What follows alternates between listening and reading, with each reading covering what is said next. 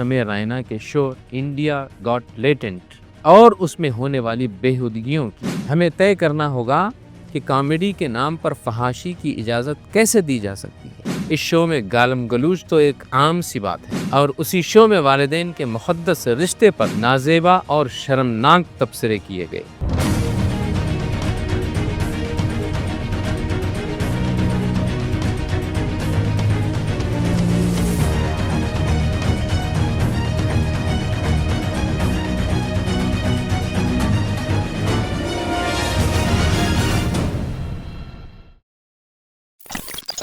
Comedy ہے یا فحاشی، والدین کے مقدس رشتے پر بیہودہ مذاق کیا گیا۔ مودی کے ایوارڈ یافتہ یوٹیوبر رنویر الہ آبادیہ نے اخلاقیات کی ساری حدیں پھلانگ دی۔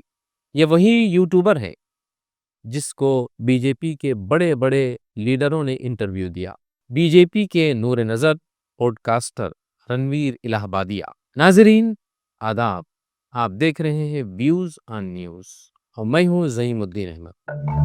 What your parents have کبھی دیکھیے 2 crore in اور cash. ممبئی میں بھی آیوجکوں پر کیس درج ہوا ہے۔ مہاراشٹر مہیلا آیوگ نے بھی اپنی شکایت دی ہے۔ بڑی خبر آپ کو بتا رہے ہیں، جس طرح کا بیان سامنے آیا۔ آپ کیا کہیں گے اس کامیڈی شو کو جسے دیکھ کر انسان ہنسنے کے بجائے شرم سے پانی پانی ہو جائے؟ الفاظ ایسے بیہودہ کہ زبان پر نہیں لائے جا سکتے۔ دراصل ہم بات کر رہے ہیں بھارتی کامیڈین سمے رائنا کے شو انڈیا گاٹ لیٹنٹ اور اس میں ہونے والی بےہودگیوں کی۔ یہ کسی گندی فلم سے بھی خراب شو نظر آتا ہے جس نے پورے ملک میں ایک ہنگامہ برپا کر دیا ہے۔ اس شو میں گالم گلوچ تو ایک عام سی بات ہے، اور اسی شو میں والدین کے مقدس رشتے پر نازیبا اور شرمناک تبصرے کیے گئے جنہیں بیان کرنا بہت ہی مشکل ہے۔ یوٹیوبر اور انفلوئنسرز کے نام پر یہ بےہودگی گزشتہ کئی مہینوں سے چلتی آ رہی ہے۔ یوٹیوبر اور انفلوئنسر کہلائے جانے والے رنویر الہ آبادیہ نے انڈیا گاٹ لیٹنٹ کے ایک ایپیسوڈ میں والدین کے نجی تعلقات پر ایسا شرمناک اور بھدا مذاق کیا کہ لوگ حیران رہ گئے۔ سوشل میڈیا پر لوگوں نے غصے میں آ کر اس شو پر پابندی کا مطالبہ کر دیا۔ آل انڈیا اسٹے ورکرز ایسوسی ایشن نے بھی اس بیہودہ مذاق کی شدید مذمت کرتے ہوئے قانونی کارروائی کرنے کا مطالبہ کیا ہے۔ ممبئی پولیس نے بھی معاملے پر شکایت درج کر لی ہے اور تفتیش کے لیے کھار اسٹوڈیو پہنچ چکی ہے جہاں یہ شو ریکارڈ کیا جاتا ہے۔ یہ معاملہ مزید حساس تب ہوا جب معلوم ہوا کہ رنویر الہ آبادیہ وہی یوٹیوبر ہے جنہیں 2024 میں ہمارے ملک کے وزیر اعظم نریندر مودی نے نیشنل کریٹر ایوارڈ سے نوازا تھا۔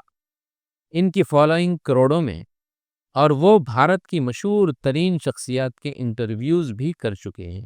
تو اب سوال یہ ہے کہ کیا یہی بھارت کی نئی نسل کے رول ماڈلز ہیں؟ رنویر نے اگرچہ معافی مانگ لی ہے، لیکن ان کی معافی کے الفاظ بھی کمزور اور ایک رسمی لگتے ہیں۔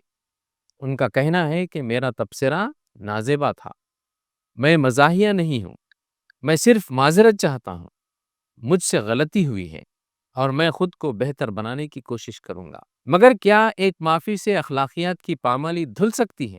کیا ایسے مواد کو آزادی اظہار رائے کا نام دیا جا سکتا ہے؟ مہاراشٹر کے وزیر اعلیٰ نے بھی اس مسئلے پر سخت رد عمل دیا ہے اور کہا کہ یہ مواد بغیر کسی عمر کی حد کے عام کیا جا رہا ہے۔ اگر الگورتھمز اسے آگے بڑھاتے رہیں گے تو بچوں کو بھی یہ دستیاب رہے گا، بچے بھی اسے دیکھتے رہیں گے۔ یہ ایک سنگین مسئلہ ہے۔ ہمیں طے کرنا ہوگا کہ کامیڈی کے نام پر فحاشی کی اجازت کیسے دی جا سکتی ہے۔ اس دوران شیو سینا ادھو ٹھاکرے گروپ کے راجیہ سبھا کے رکن پرینکا چترویدی نے اعلان کیا ہے کہ وہ اس شو کو آئی ٹی اور کمیونیکیشن کی پارلیمانی اسٹینڈنگ کمیٹی میں لے جائیں گی۔ ناظرین، یہ کوئی پہلا موقع نہیں ہے کہ انڈیاز گاٹ لیٹنٹ پر تنازع کھڑا ہوا ہے۔ پہلے بھی کامیڈین جیسی نبام نے اروناچل پردیش کے لوگوں کے خلاف غیر مناسب تبصرہ کیا تھا۔ ایک ایپیسوڈ میں اداکارہ دیپیکا پڈوکون کے ڈپریشن کا مذاق اڑایا گیا۔ بہرحال کچھ سوال ہیں جو ہمیں خود سے پوچھنے چاہیے کہ کامیڈی کی آڑ میں ہر قسم کی بدتمیزی جائز ہے؟ کیا ہمارا معاشرہ اخلاقی دیوالیہ پن کی انتہا کی طرف نہیں بڑھ رہا ہے؟ کیا یوٹیوب اور OTT پلیٹ فارمز پر کوئی ضابطۂ اخلاق لاگو نہیں ہونا چاہیے؟ کیا حکومت اور عوام کو ایسے مواد کے خلاف کھڑا نہیں ہونا چاہیے؟ یہ محض ایک شو نہیں ہے، بلکہ ہمارے معاشرے کے گرتے ہوئے اخلاقی معیار کا آئینہ ہے۔ سوچنے کا وقت آ گیا ہے کہ آخر ہم کس راستے پر جا رہے ہیں۔ ناظرین، فی الحال اتنا ہی، پھر ہوگی ملاقات کسی نئے موضوع کے ساتھ۔ زعیم الدین احمد کو اجازت دے، خدا حافظ۔